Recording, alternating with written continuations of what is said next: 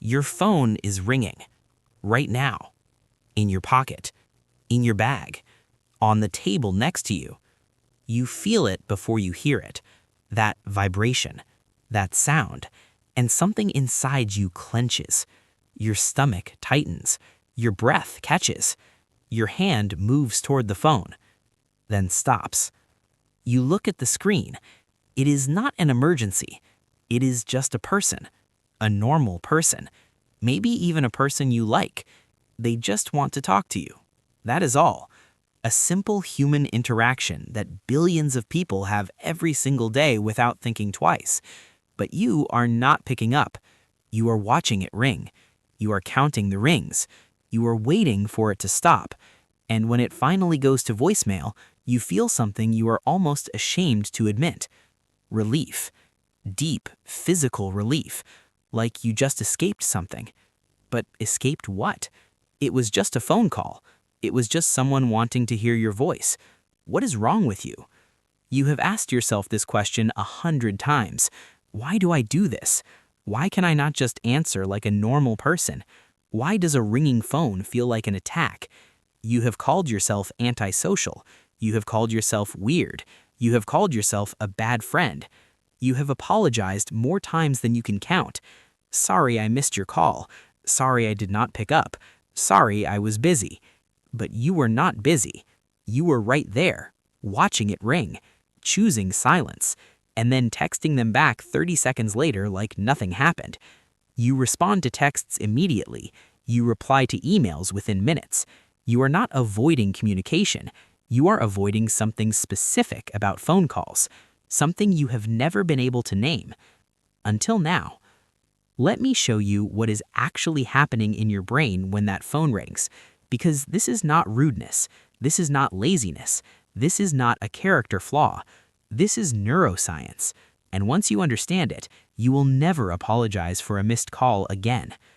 When your phone rings, your brain receives it as an interruption, not just an interruption of your activity, an interruption of your mental state, an interruption of your internal world, an invasion.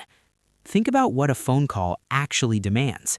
It demands your attention immediately, not when you are ready, now. It demands your voice, your real-time processing, your instant responses. No time to think, no time to compose, no time to prepare.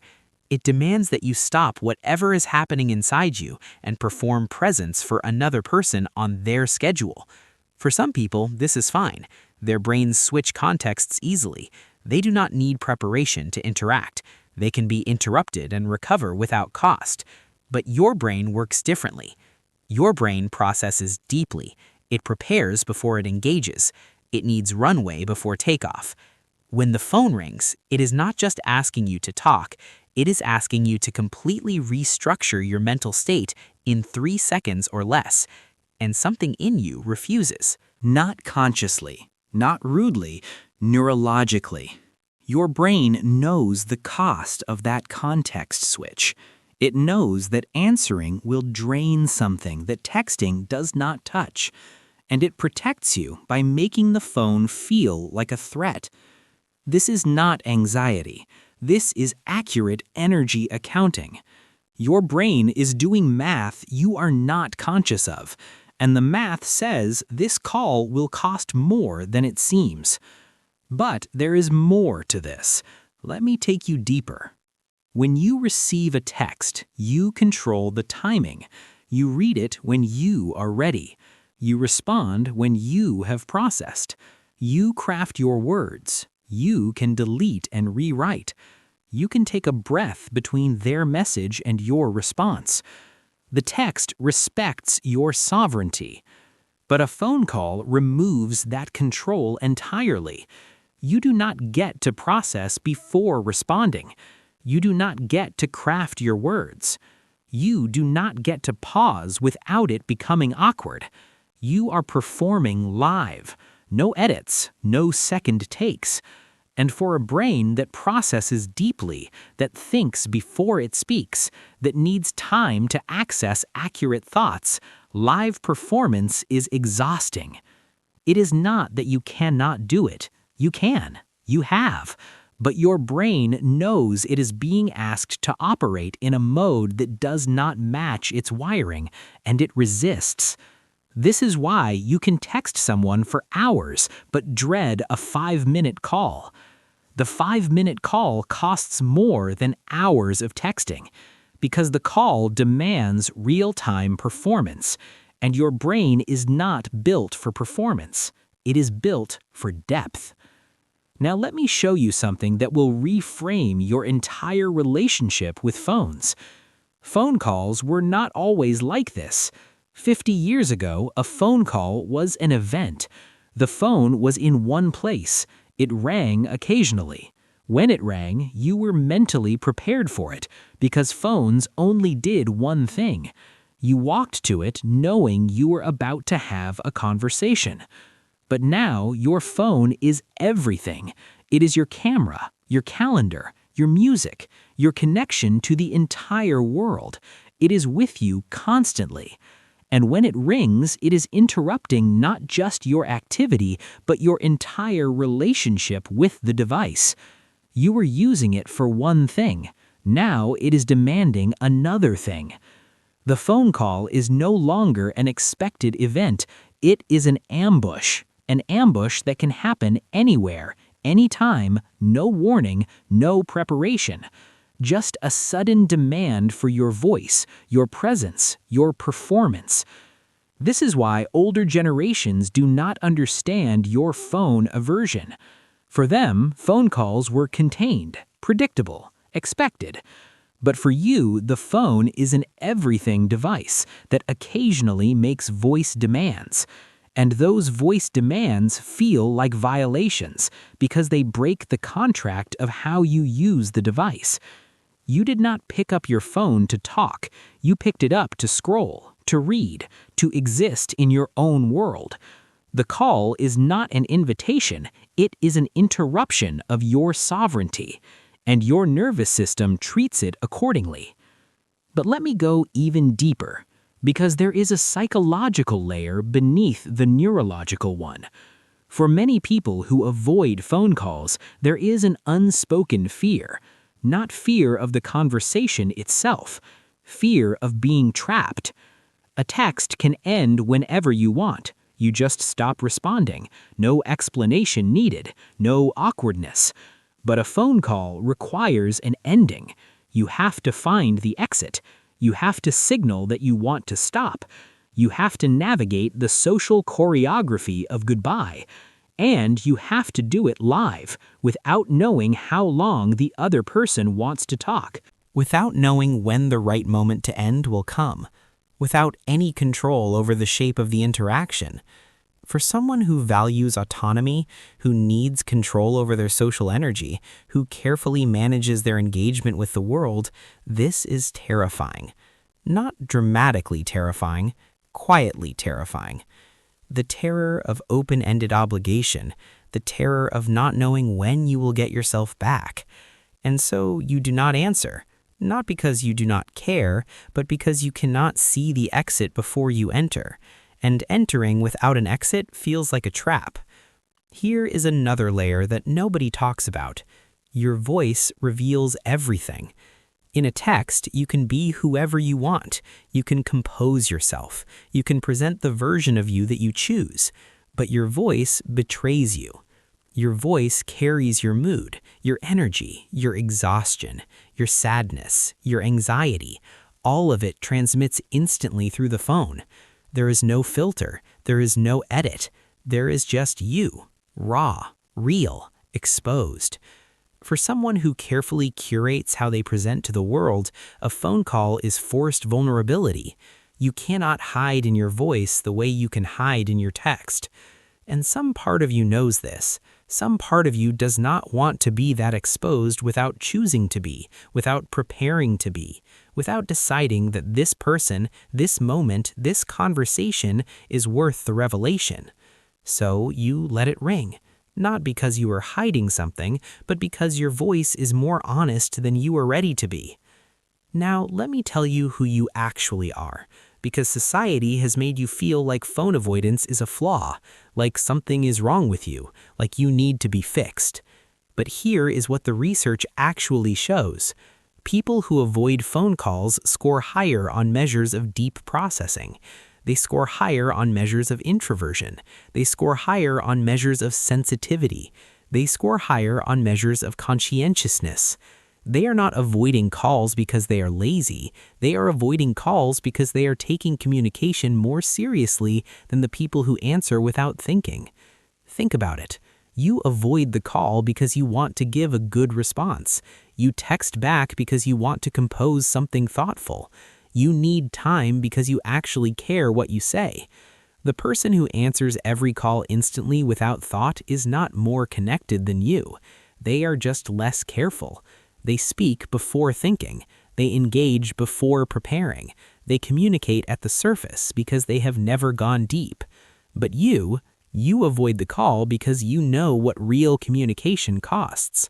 You avoid the call because you respect the conversation enough to want to show up properly for it. You avoid the call because you refuse to give someone a half-present, distracted, unprepared version of yourself. This is not a flaw. This is integrity. The world just does not recognize it because the world has confused availability with connection, but they are not the same thing. Someone can answer every call and never truly be present for any of them, and someone can miss every call and be more deeply connected in one text than others are in hours of phone conversation. Presence is not about picking up. Presence is about how you show up. And you are protecting your ability to show up by not answering until you are ready. Now, let me address the guilt, because I know you carry it. Every missed call comes with a small weight, a feeling that you have failed somehow, that you are a bad friend, a bad family member, a bad person. But let me ask you something. Do you eventually respond? Do you eventually connect? Do you eventually show up for the people that matter? Yes, you do. You do it through text, through voice messages, through calls when you are ready, through the communication channels that allow you to be fully present. You are not abandoning anyone. You are choosing the method that allows you to give them your best. And that is not avoidance. That is wisdom. The guilt you feel is inherited from a generation that had different tools. When the phone was the only way to connect, not answering was rejection. But you have 100 ways to connect. Not answering the call is not rejection. It is redirection. It is saying, I will connect with you in the way that allows me to actually be there. That is not less, that is more. More intentional, more honest, more real. Let me tell you what to do with this understanding. First, stop apologizing for who you are. You are not obligated to be available on everyone else's terms. You are allowed to have communication preferences. You are allowed to protect your energy. You are allowed to choose depth over constant accessibility. Your phone is a tool you own, not a leash others control. Second, communicate your preference clearly. Tell the people who matter that you are better reached by text, not as an excuse, as information. Help them understand that your non-answer is not rejection. It is just how you are wired. The people who love you will adapt. The people who refuse to adapt are telling you something important about whether they belong in your life. Third, release the guilt. Every time you feel bad about a missed call, remind yourself what you know now. You are not avoiding people. You are protecting your capacity to truly connect. You are not being rude. You are being honest about how you function. You are not broken. You are just different. And different is not wrong. Different is just different. Here is what I want to leave you with. You have spent years feeling like your phone aversion was a problem to be solved, like someday you would fix yourself and start answering like everyone else. But that day is not coming because there is nothing to fix. You are a deep processor in a world that rewards shallow availability. You're a careful communicator in a culture that confuses speed with connection. You are someone who takes presence seriously in an era that has forgotten what presence actually means. Your missed calls are not evidence of failure. They are evidence of standards.